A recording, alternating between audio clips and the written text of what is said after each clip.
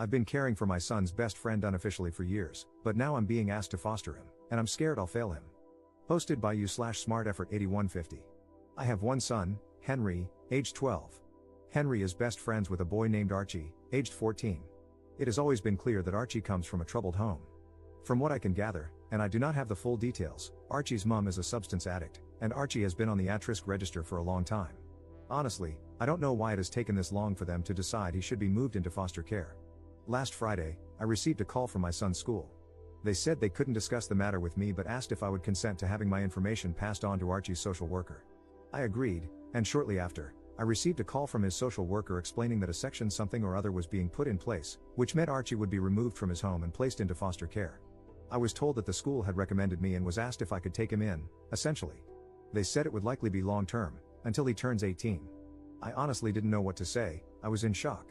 I have been unofficially supporting Archie for a while now. I pick him up from his house and drop him off at school with my son.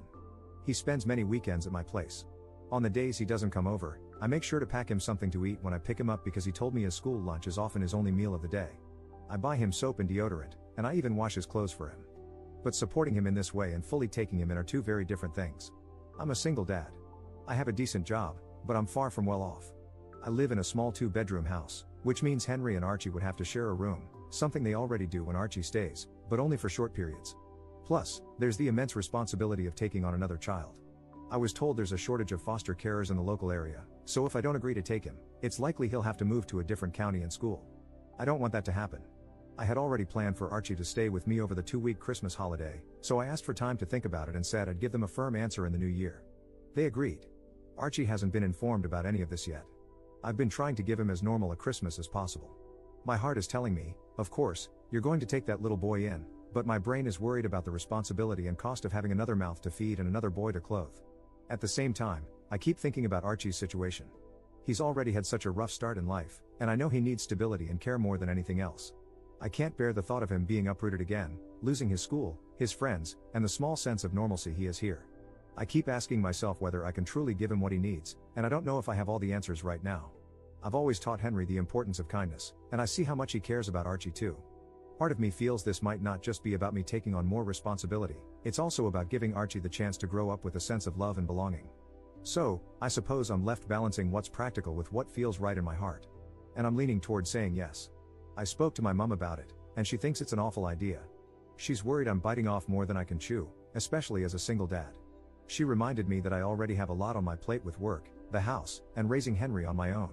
She said taking in another child, especially one with a difficult background, would add stress and might affect my ability to provide for Henry properly.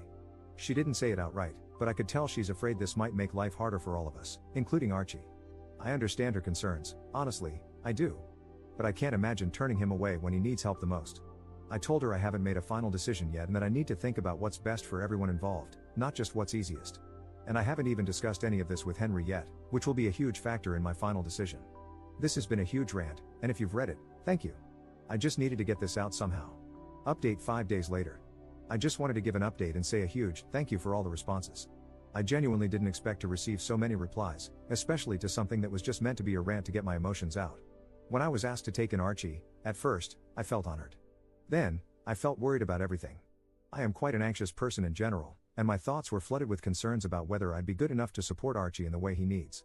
I love my mom, but she didn't help. I think I get my anxiety from her, although she has it on a much higher scale than I do. Every possible thing that could go wrong, she was texting me about all week. You're already stretched thin with work and Henry. You won't get one-on-one time with Henry anymore. How will you afford everything? These are real concerns, and I'm glad she brought them up because they gave me the opportunity to think about how I could mitigate them. A few of you mentioned the fostering allowance, which I knew about, but I couldn't find any concrete information on how much it would actually be. Every source online seemed to give a different answer, but none suggested it was very much. However, as some of you advised, I called the social worker's office and said I was seriously considering taking in Archie, which they were thrilled about, but I needed to understand the finances first to see if it was feasible. They said they couldn't provide exact numbers, as every case is different and it isn't decided until a placement is found. However, they told me the minimum would be around £190, about $240 US, per week, and that it would likely be completely tax-free. Additionally, I'd receive a significant discount on things like council tax. That was honestly a lot more than I expected and much higher than most of the figures I'd seen online. They also put me in touch with some other foster carers who answered my questions, which was incredibly helpful. This week has been very busy. I worked out my finances, added the estimated fostering allowance, and calculated how much Archie would likely increase my expenses. It worked out that I'd actually have a surplus compared to my current situation. Many of the foster carers I spoke to don't work full-time, using the allowance to supplement their income. I'm not sure if I want to do that, but they mentioned it helps to work part-time since fostering involves a lot of work, meetings, reports, and other responsibilities. On top of that, I'd need to complete training during the first year to become fully qualified. I considered it, and with the additional allowance, I could move to a 0.6 contract, working 3 days per week, while still covering the costs of moving to a 3-bedroom house. While that would leave me with slightly less disposable income, it wouldn't be a significant reduction. I've spoken with my work, and they said they'd support me if I decided to do this, but I haven't made a final decision. I don't want it to seem like I'm taking advantage of Archie's allowance. After sorting out the finances, I needed to talk to Henry. This was honestly the most important part of my decision. If Henry said no, I'd struggle to go ahead with it. I took him out and explained the situation. I didn't go into the details of why Archie is going into care, as it's not my story to tell, even though Archie himself has been open about his rough home life.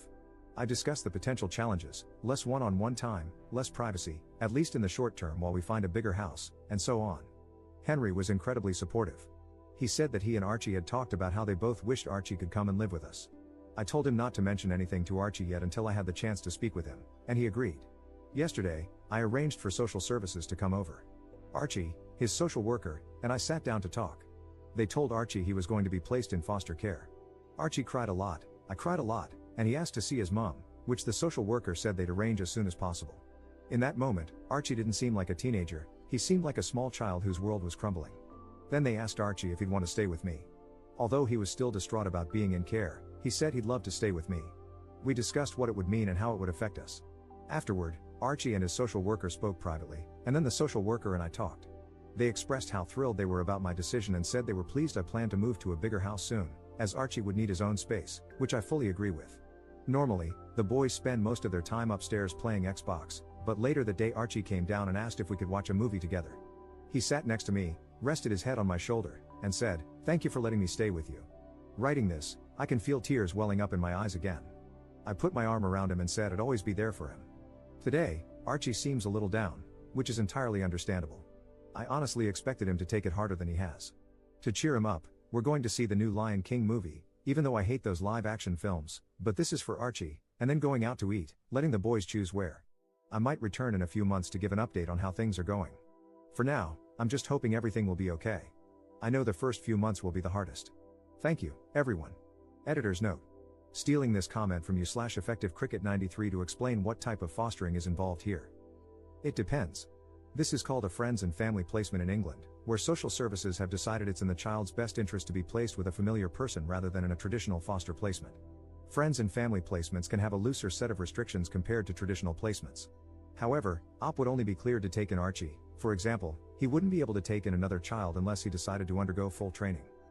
They would be able to make decisions that differ from those in a traditional foster home. For instance, social services have to weigh factors such as, there are no local foster homes, meaning his schooling would be disrupted, and he would lose his friends and support network. How would that impact him, against the fact that he would have to share a room? Especially considering that Archie has already been regularly sharing a room. Social services would focus on what's in the child's best interest, which might allow them to make some concessions.